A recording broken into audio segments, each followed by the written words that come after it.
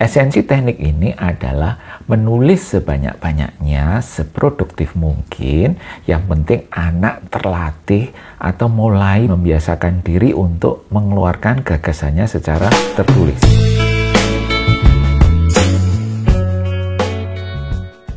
Untuk parents yang baru bergabung, jangan ragu-ragu lagi untuk subscribe channel ini, karena banyak sekali video yang bisa membantu Anda untuk mendevelop kemampuan menulis anak Anda.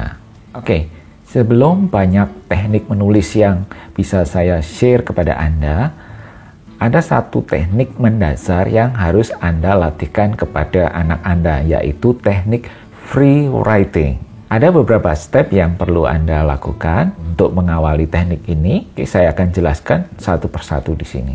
Yang pertama, tahap exploring. Ini tahap untuk menggali ide-ide anak, gagasan anak secara verbal dulu sebelum dilakukan proses penulisan. Anda kalau ingin tahu lebih detailnya, saya sudah buatkan videonya di atas. Eksplorasi ini maksudnya adalah memancing ide-ide anak Anda supaya keluar. Ya, apapun yang ada di pikiran mereka, biasanya kalau anak-anak ini tidak dipancing dulu, sering agak susah keluar dalam bentuk tulisan. Jadi Anda wajib di awal-awal untuk mengajak mereka mengobrol, menggali, dalam tanda kutip seperti menginterview.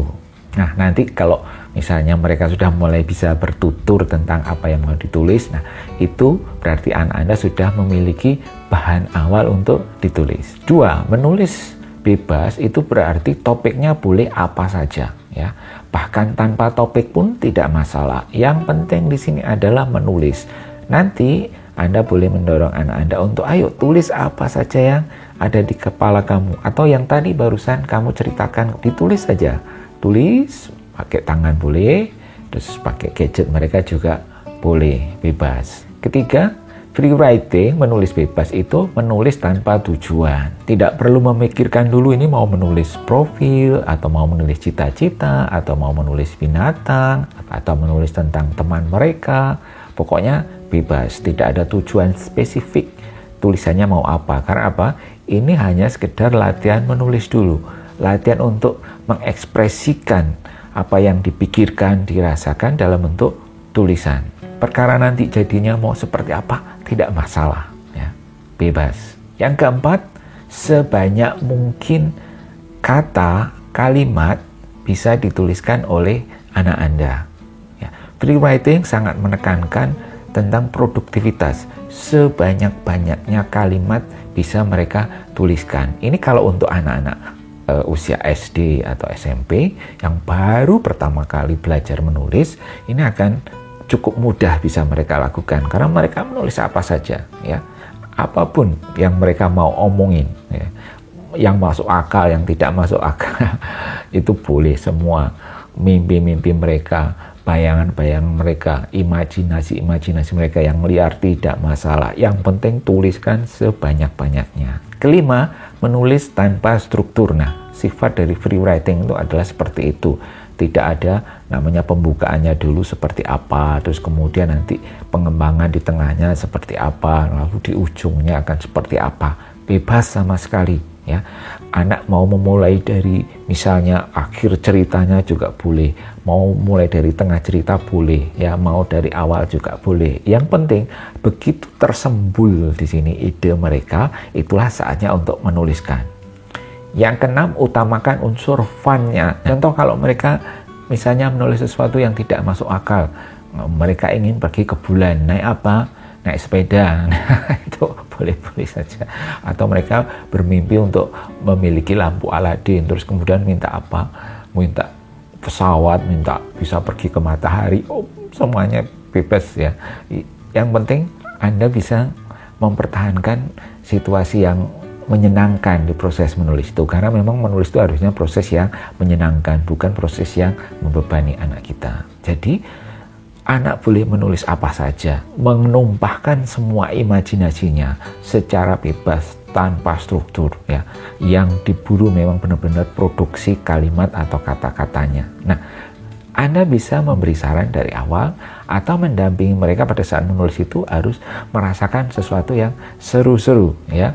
Jadi kalau mereka misalnya menulis tentang guru mereka dan mereka menulis dengan candaan atau mereka mentertawakan sesuatu itu, boleh saja, bebas. Yang penting anak bisa merasa happy pada saat menulis ya. Ketujuh, provokasi pertanyaan.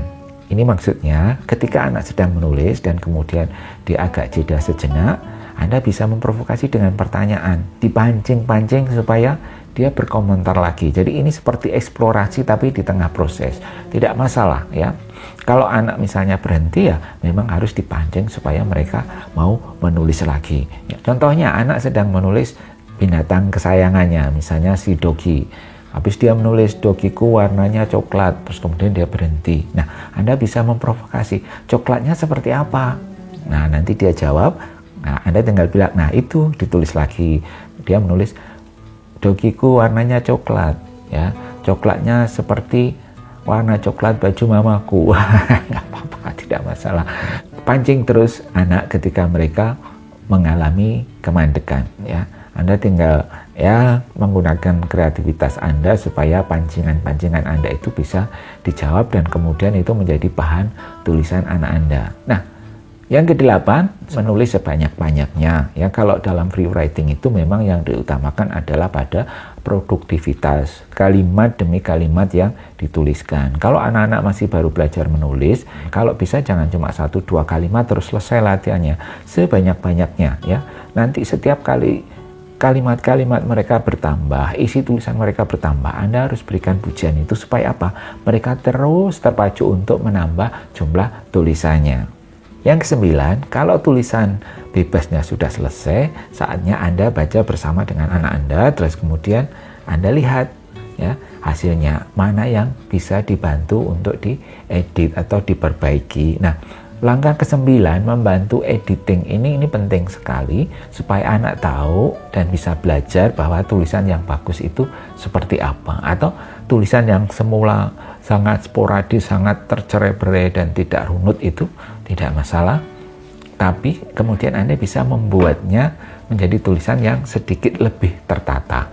Kalau Anda nggak punya kemampuan editing tidak masalah, yang penting dengan common sense Anda bisa menilai bahwa tulisan itu bisa dirapikan seperti apa. Untuk proses-proses awal menulis, bantuan editing orang tua ini sangat diperlukan, karena editing ini fungsinya bukan selalu untuk membagus-baguskan dari tulisan anak kita, tetapi lebih kepada menunjukkan kepada anak, begini loh tulisan yang bagus itu, nanti kamu bisa mengikuti cara-cara seperti ini. Nah, nantinya saya yakin kalau Anda berulang kali melakukan proses melatih anak Anda menulis dan kemudian membantu editingnya untuk sampai bisa dinikmati oleh orang lain, itu anak akan belajar dengan sendirinya di proses itu.